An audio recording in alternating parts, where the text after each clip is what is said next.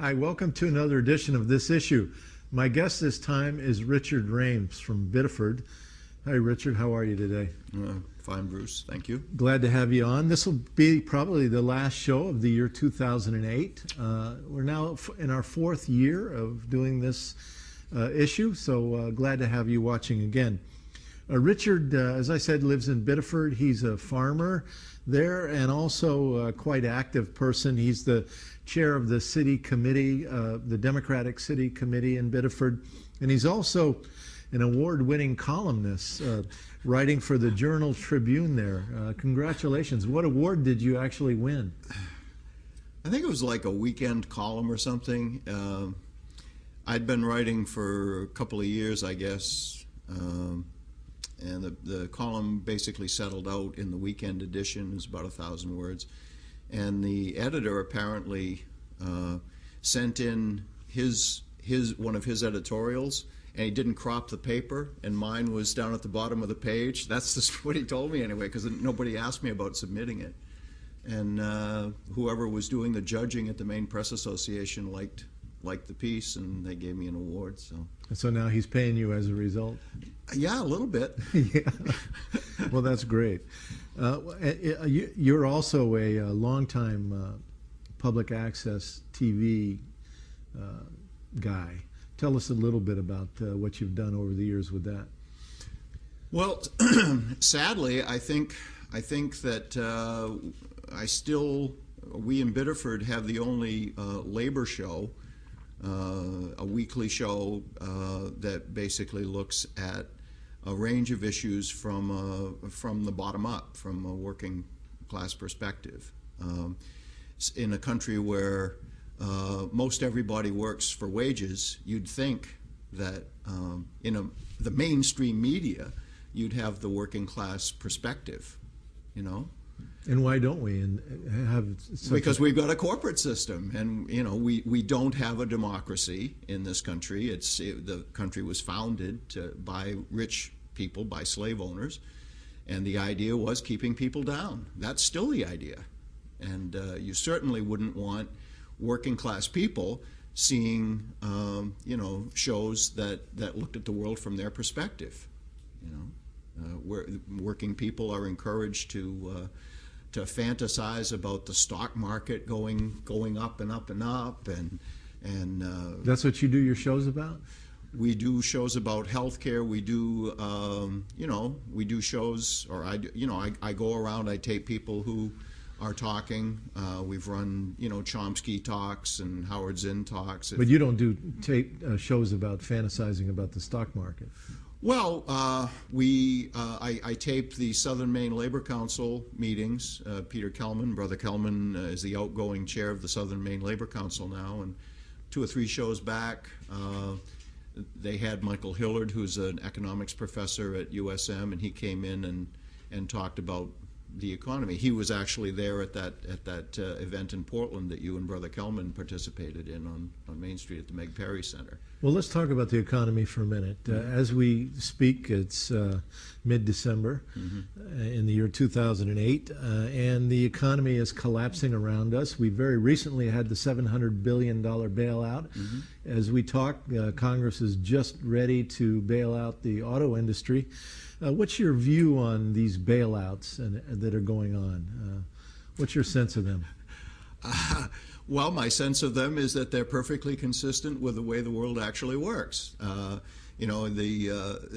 Even this guy Hillard, the economics professor, he was lecturing the people there at the Labor Council that this bailout had to happen. And what was the money going to do? It was going to be to buy all of this, what they call it, cash for trash. The idea was to take all of these waste products, this toxic waste, the weapons of financial destruction, that... You mean these bad mortgages? The bad mortgages, a whole bunch of different credit instruments, leverage, that literally weren't worth the paper that they were printed on, and yet had been bid up many, many times in the market.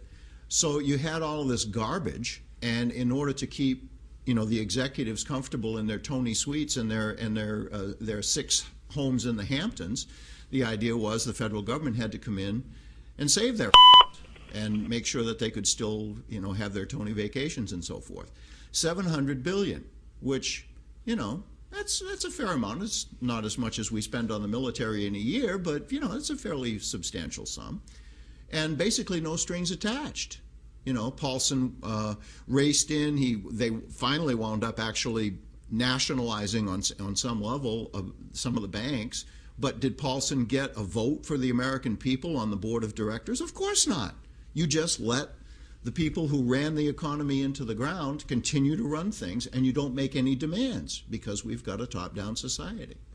And so the working man, the average person, what do they get out of this deal? Nothing. Nothing. They're told that Wall Street is very closely connected to Main Street. That's the rap. But actually, Wall Street has very little to do with Main Street and with ordinary people. People have lost their. It wasn't that long ago that if you went to work for a fairly substantial company, you got a pension, and that was guaranteed. That was part of your compensation. It was deferred wages. And then, over the last 15 or 20 years, they've turned these things into basically, opportunities to buy stock. So a bunch of people have really very small holdings in the stock market. They got hurt because their paper wealth went south when the market went south. But most people, like I said, they work for wages, and they have real property that the value of which kind of goes up and down. We had a real estate bubble that, again, the big boys engineered that, and people are taking a bath on their houses because people felt wealthier than they actually were. Now, is this the problem of the collapse? Is this the Republicans' fault? Is it all Bush's fault? No, it's all bipartisan. I mean, it's been endlessly reported that I don't know if people paying attention to it, but it's been endlessly reported that Slick Willie Clinton and his boy Bobby Rubin and Summers and these people, Larry Summers, they were at the helm when all of this deregulation happened in the late 90s, the wiping away of the last of the New Deal regulations, Glass-Steagall Act, which would have prevented these so-called investment banks from getting into ordinary banking. Now we're seeing some of these people make a comeback. Some of these same people you just mentioned make a comeback in the Obama administration. What do you think of that?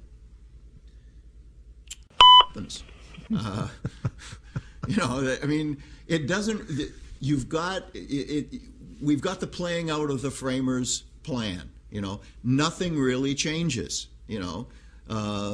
Obama ran on a change campaign, but for that matter, McCain ran on the same. He was a maverick, right? I mean, and you have this sordid little drama played out, and people are encouraged to believe that there's something behind the slogans, and there's nothing behind the slogans. You're going to get, as we're seeing with Obama's appointments, you're going to get this slight course correction.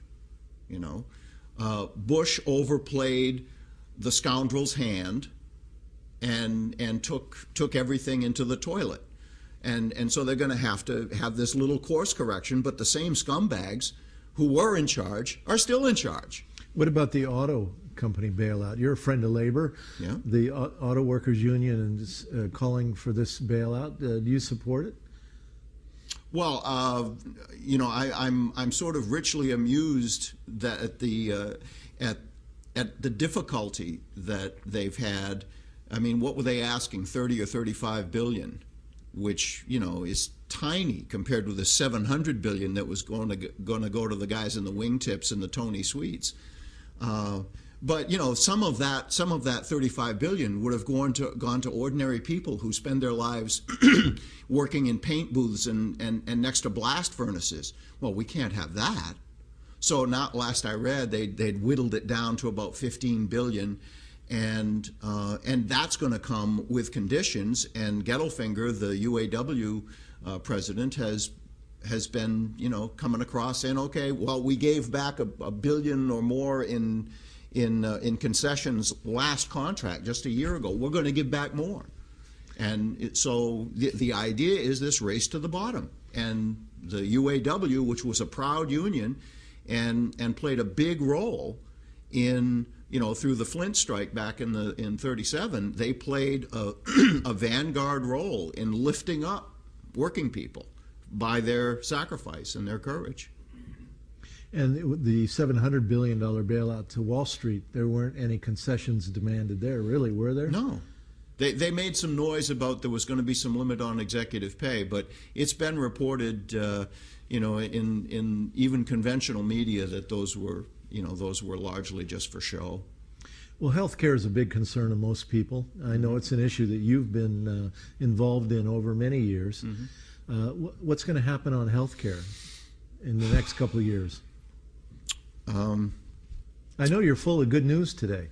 Yeah, I don't like the way it seems to be going. For years I was co-chair of the Maine People's Alliance, a co-chair of the Maine People's Alliance in the state of Maine, and MPA was sort of a vanguard organization in terms of, single payer was the big issue. There were some other things, but basically that was a big issue. And even they've gone over to the dark side now. What do you mean by that? Well, they're behind this, universal health care, whatever that means, which basically there's a national organization, and I read about a month ago, even John Conyers, who has a pure single payer bill in the Congress, which organized labor is now fully behind. Even Conyers has gone over to the dark side and is supporting this mushy thing.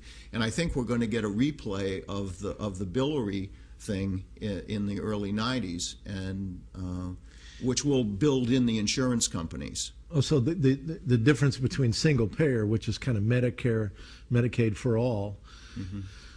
and this universal health care is under the insurance companies, keeping them in charge, keeping them in control of the whole product. You'll keep the insurance companies in the game, and the insurance companies will get to insure people who aren't sick and don't need medical care. So they'll be able to make their money off people who don't actually need health care. And then the government will wind up picking up people who are actually sick or female or poor, and so the government will in effect act as the insurer of last resort for people that the privates don't want, and you'll continue the same cost shifting, disaster that we have right now. That was my next question. How will the government pay for the most expensive patients, in a way, mm-hmm. those that can't get health care otherwise? How will the government pay for that? Well, they're paying right now through Medicaid that you mentioned, which is insurance for poor people, and Medicare. The government already is they're taking care of the hard cases right now. Unfortunately, however, it's viewed as sort of a welfare program, and any time it looks like a welfare program, they come out with the knives. And so Medicare is being saddled with, they're cutting the appropriations, and people are now encouraged to buy private insurance, Medigap policies and so forth. So, the only way forward is to put everybody in one single pool like they do it in civilized countries. And that way you can get a handle on costs, and everybody can have, real health care with eyeglasses and dental care. A lot of that stuff you can't even get through Medicare now. If you're just pure Medicare, nursing homes are full of people who are just getting Medicare, who can't see because their eyeglass prescriptions don't work anymore. They're gumming their food because they can't afford to get dentures, and Medicare won't pay for them anymore. Medicare's a great program, but it's being nickeled and dimed. And the only way to save Medicare, really, as advocates for the elderly will tell you, the only way to save Medicare is to roll everybody into the pool. So you're saying that the United States is not a civilized nation? Look around. Absolutely not. No, we're really kind of at the bottom of the barrel. Well, I shouldn't go that far. I'm sure there There are places like in Afghanistan that are worse off than we are, thanks to our careful, and Haiti, thanks to the U.S. I mean, we've created misery in many parts of the world, but we're bringing that home now. And no, it's not a civilized country by almost any measure. We have a railway system that, as James Kunstler says, the Romanians would be ashamed of. People from other countries come to the U.S. and walk around in our once and potentially great cities, and they're shocked at all the sick people that are just out. Take a ride to any city and drive around and look at the sick people who are just out walking around, or living, squatting in alleyways or laying on grates. This is not what a civilized country looks like. This is a predatory nation that basically feasts on the bones of its citizens and steals what it can from other sovereign people. It's a barbaric country. We could fix it if we would. President-elect Obama change guy promises hope and change. Mm-hmm. And let's move to foreign policy for a moment. Mm-hmm. What do you what do you expect as the changes? What kind of changes do you expect that Obama is going to introduce in his time in office? The old saying about rearranging the deck chairs on the Titanic? That's the kind of changes I expect. Can you be a little more specific? Look at his appointments. I mean, you've had guests on your show talking, and when you've come down to Biddeford and graciously appeared on the Out in Left Field show that we do down in Biddeford, you've been very clear that, look at what's being proposed. When he ran, he said, I'm going to expand the military. Our military isn't big enough, okay? We're going to have to add, 60,000 or 100,000 more troops, okay? About 100,000. Yeah. So, and weapon systems and the whole nine yards. We're going to continue to plow this military Keynesian furrow. We're going to continue to pour our national treasure into things that when used as intended, destroy things and kill people. Okay? That's what we're going to do. And he may follow through on what Labor hoped for. He may not veto or work against the Employee Free Choice Act, which would allow freedom of association for working people.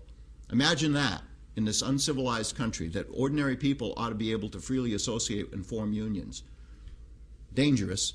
And I'm not convinced that Mr. Obama is going to allow it. Labor likes to think that he is, but I'm not clear, because his paymasters, his corporate paymasters, hate the idea of working people being able to organize.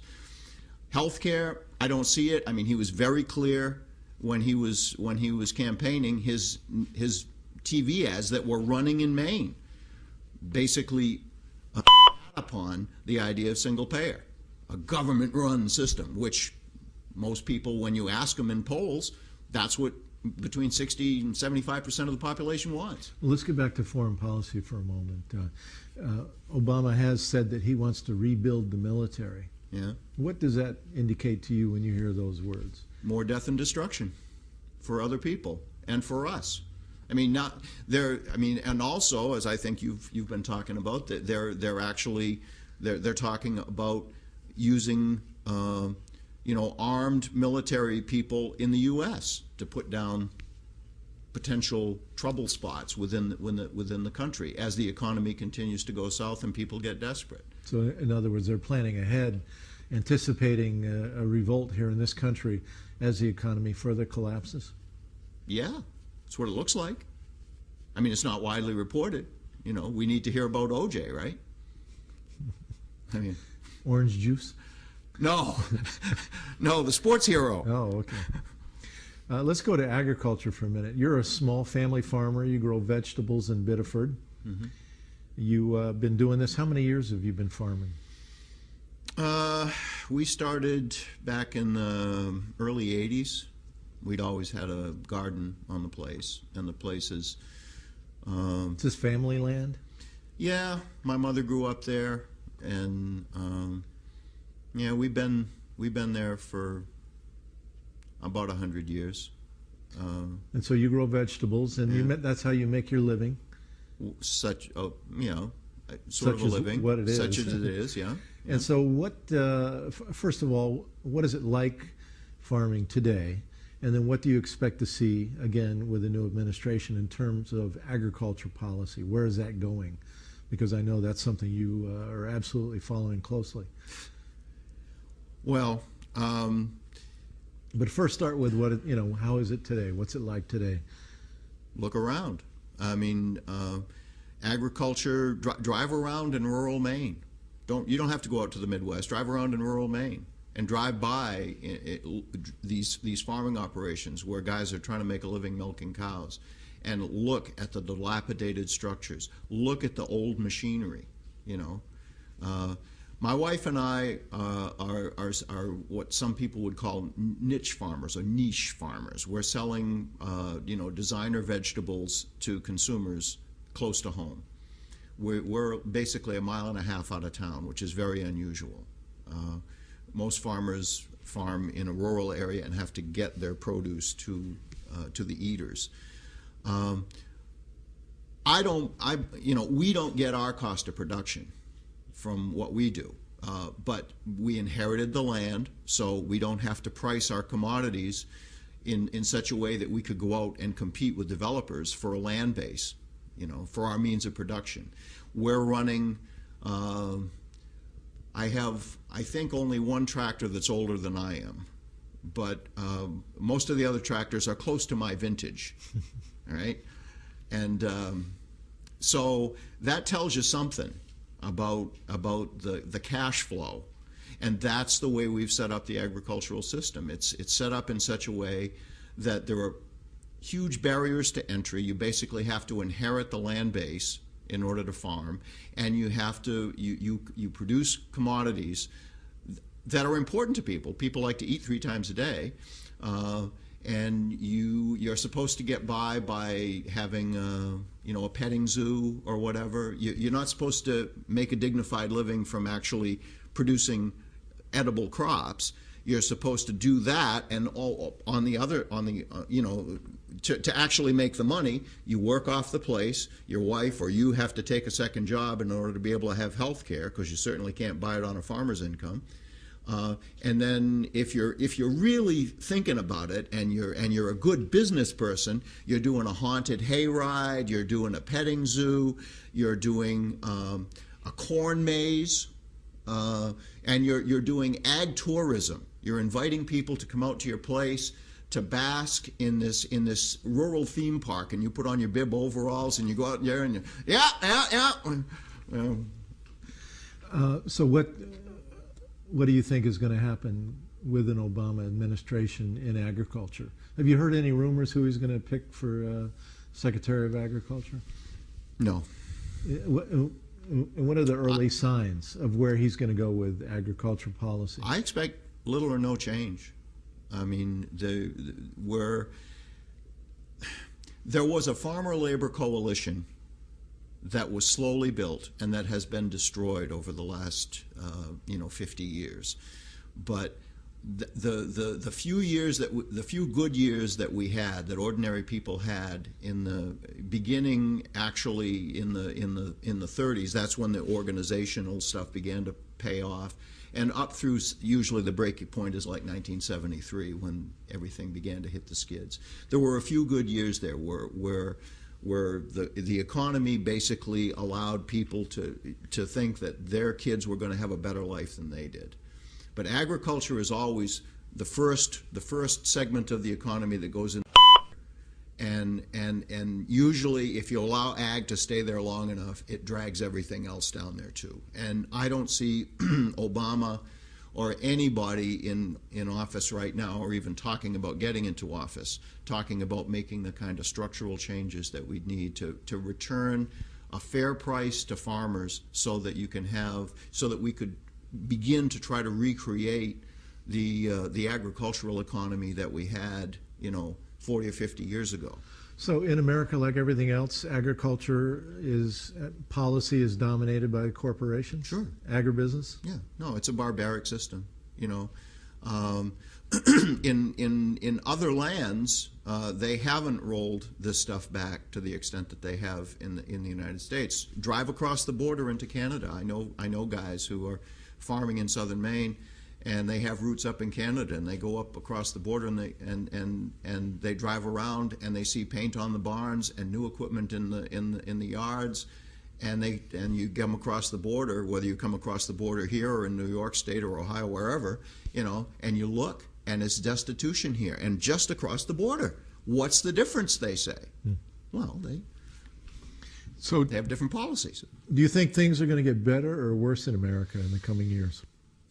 Well, as Chomsky's always saying, I think it's sort of up to us. So what do people do?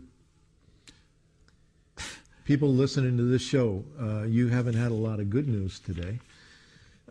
What do you suggest people that care about all of this, what do they do? You say it at the end of every show. Get organized. You need to try to figure out what's going on, and it's easiest to do that with other people.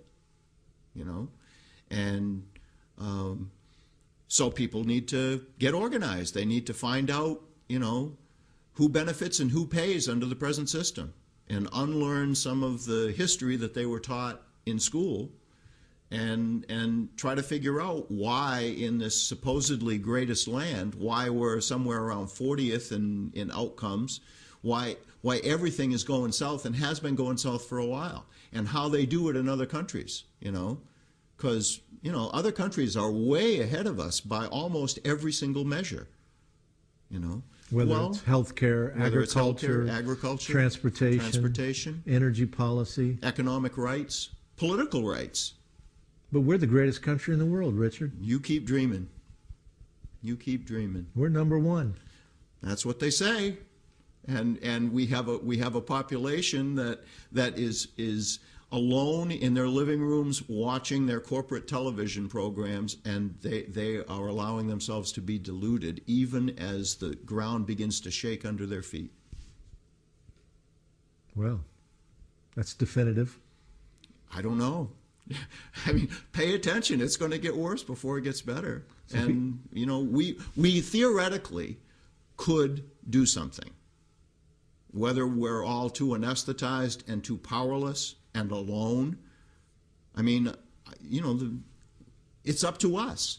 And that's a very sad thing, because I'm not sure we have the horses and anymore. But we'll see. Well, I know you're out there trying to saddle up the horses, or hitch them up, as a farmer would do. I guess so. Well, Richard Rhames, thank you very much for coming on the show, and I wish you the best of luck. Thanks. And thank you for watching another edition of This Issue. Until next time, good luck to you all, and as Richard would say, please get organized.